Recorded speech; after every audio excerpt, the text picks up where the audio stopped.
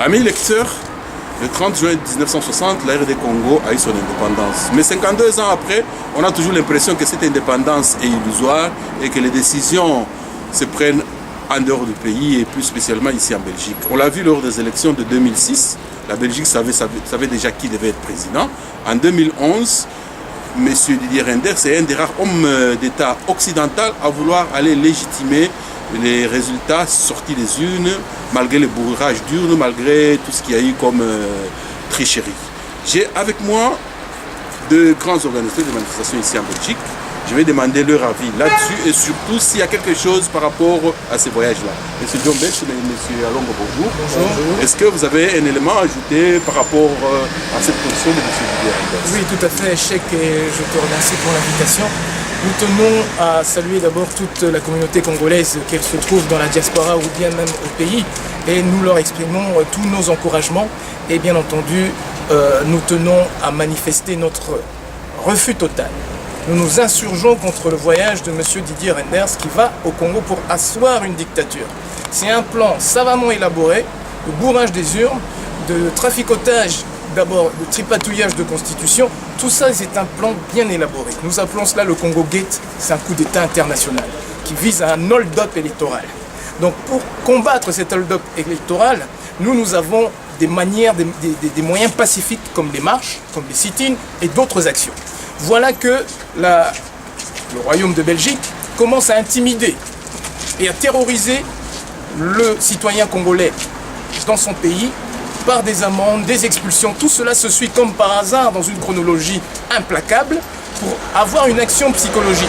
Nous avons compris le message, c'est pourquoi nous appelons tout Congolais, toute Congolaise, à rester déterminés. Notre cause est juste et elle est noble. C'est elle qui aboutira. L'histoire sera toujours de notre côté. À présent, nous devons regarder les autres peuples. Les Syriens, eux, reçoivent des missiles et continuent pourtant d'avancer.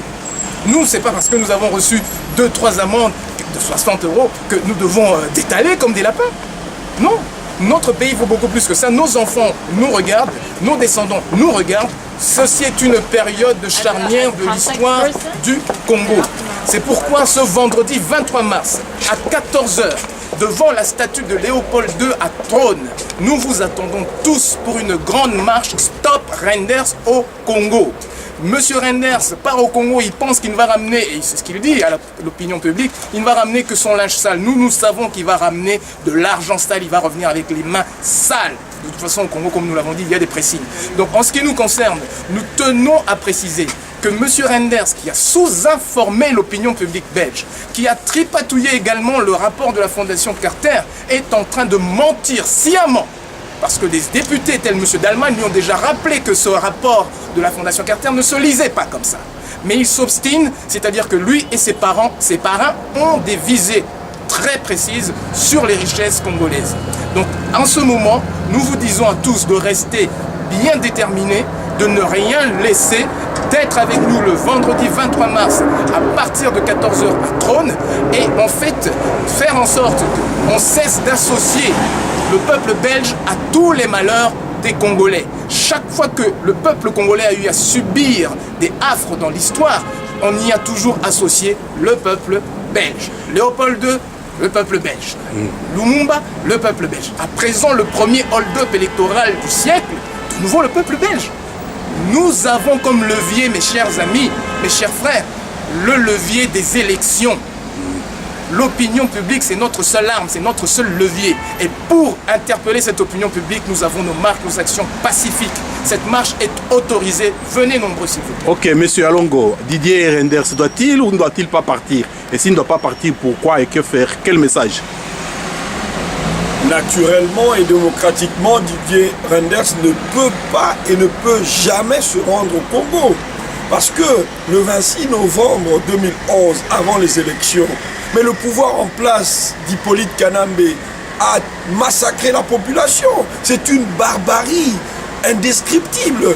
Et ça, c'est une série de crimes contre l'humanité qui a été commise au Congo, cette série-là. Mais alors, comment est-ce que Didier Reynders peut aller serrer la main d'un génocidaire, un homme qui doit, avec sa bande, se retrouver à la Cour pénale internationale? Didier Reynders ne doit pas se rendre au Congo. Parce qu'en s'y rendant, Didier Reynders insulte, n'est-ce pas, le travailleur laborieux belge qui se réveille tôt le matin et qui paye son impôt. Et l'impôt, l'enveloppe, une partie est envoyée au Congo ou dans les pays en voie de développement pour le développement, la démocratie et la justice. La justice que Joseph Kabila, Hippolyte Kanambe est en train de bafouer. Et aussi, c'est une insulte vis-à-vis à la mémoire de tous les Belges qui sont tombés en 1830 pour bâtir un état de droit ici en Belgique. Bien, merci. Donc, rappelez le jour, l'heure, la date. Le 23 mars à 14h à Trône, au niveau de la statue de Léopold II, nous nous arrêterons devant l'ambassade des États-Unis parce que nous devons rappeler à la face du monde que M.